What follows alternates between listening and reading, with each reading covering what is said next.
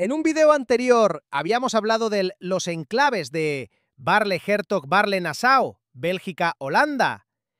Ahora veamos otros casos curiosos de enclaves y exclaves.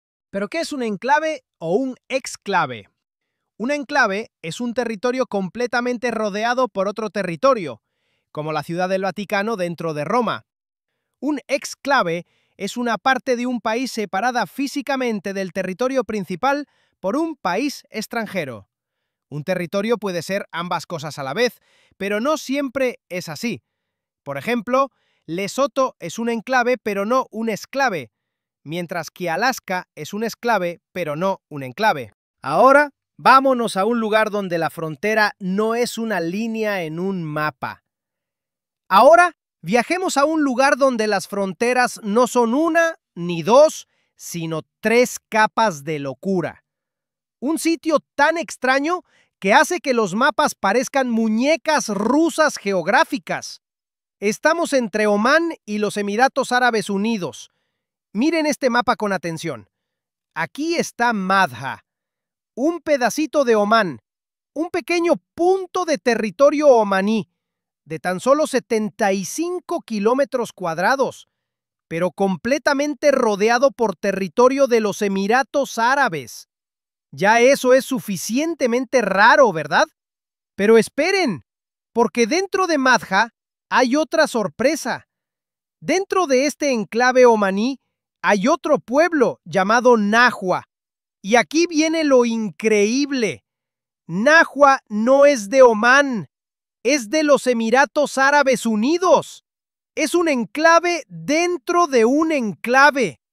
Una especie de matriosca geográfica donde Emiratos Árabes envuelve a Omán, que a su vez está dentro de Omán. El territorio emiratí de Nahua, de tan solo 4.3 kilómetros cuadrados, queda enmarcado dentro del distrito omaní de Madha, que a su vez está delimitado por los Emiratos Emiratíes de Fujairah y Sharjah, a su vez delimitados por territorio omaní a ambos lados.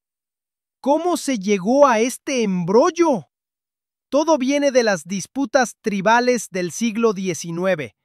Las tribus locales juraban lealtad a diferentes gobernantes, y cuando los británicos llegaron a dibujar las fronteras en los años 50, congelaron estas lealtades tribales en el mapa.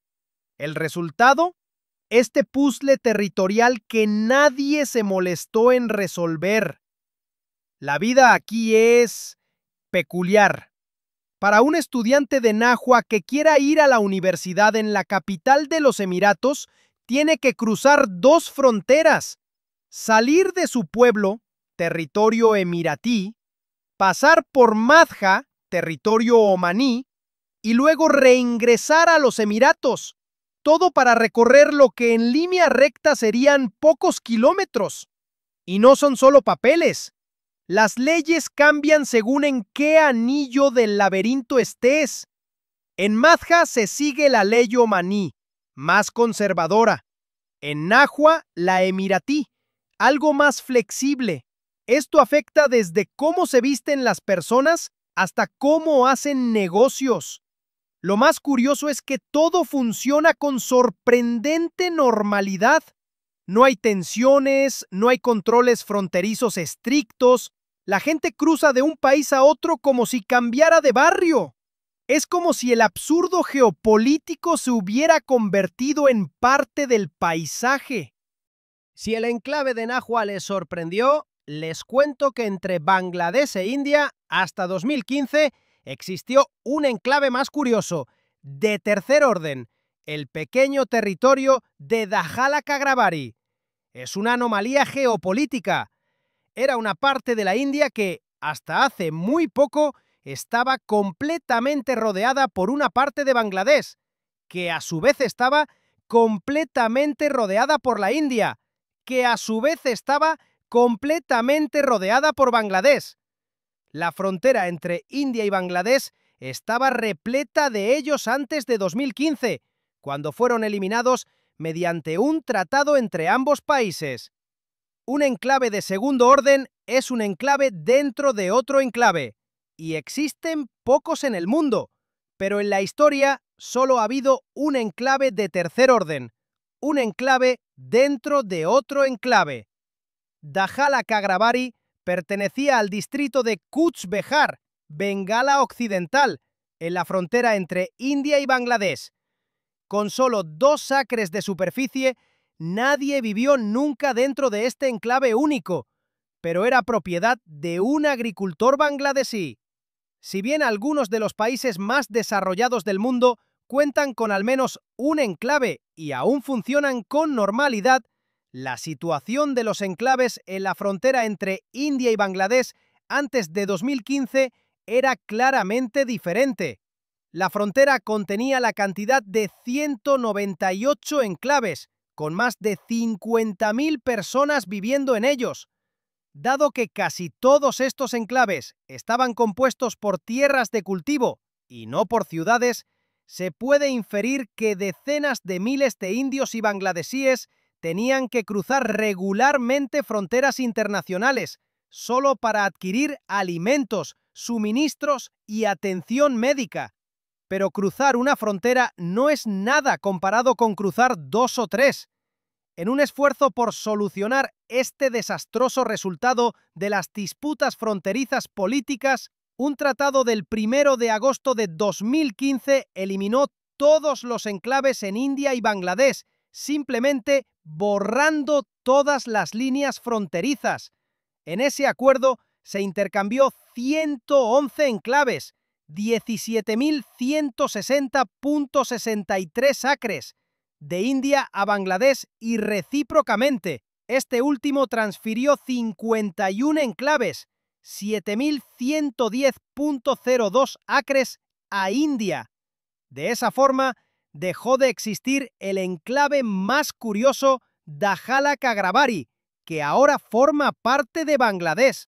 Jibia no es un cuento, está perfectamente documentado. Es un pedazo de España, de 12,8 kilómetros cuadrados, completamente rodeado por territorio francés. Y no es un error, es consecuencia directa del Tratado de los Pirineos, firmado el 7 de noviembre de 1659. Aquí está el dato clave que muchos no saben. En ese tratado, España cedió a Francia 33 pueblos de la comarca catalana del Vallespir. Pero el texto era muy específico. Solo se cedían pueblos. Y Jibia, según los registros de la época, no era un pueblo. Tenía estatus de villa desde el año 1528, por un título real de Carlos I de España. Así que los españoles, muy vivos, argumentaron: ustedes querían pueblos, y Jibia es villa. ¡No se la damos! Y los franceses, que tenían ya los 33 pueblos, al final aceptaron el detalle legal. Por un tecnicismo, Jibia se quedó siendo española, pero rodeada totalmente por Francia. Hoy, para llegar a Jibia desde España, hay que tomar la carretera N154, que cruza 1,7 kilómetros de territorio francés. No hay aduanas, gracias al acuerdo de Schengen, pero los postes fronterizos siguen ahí, marcando el límite. Y aquí tienes un dato curioso y muy real. El código postal de Jibia es 17.527, de Girona, y usan el prefijo telefónico español +34. Pero si llamas desde Jibia a Puigcerdá, la capital comarcal española, que está a solo 6 kilómetros, es llamada internacional, porque hay que pasar por Francia. Los 1.700 habitantes de Jibia viven en una paradoja geográfica. Tienen línea telefónica española, pero la señal de televisión y móvil a veces es francesa. Reciben correo de España, pero el camión de bomberos más cercano puede ser francés. Hasta el Instituto de Estadística de Cataluña tiene que hacer ajustes especiales para los censos de Jibia. Ya sea por un tratado del siglo XVII como en Jibia, por un trueque de tierras medieval como en Madha Nagua o por un acuerdo de independencia como en Dajala Kagrabari, el resultado es el mismo. Comunidades que por un capricho de la historia terminan viviendo en una isla territorial.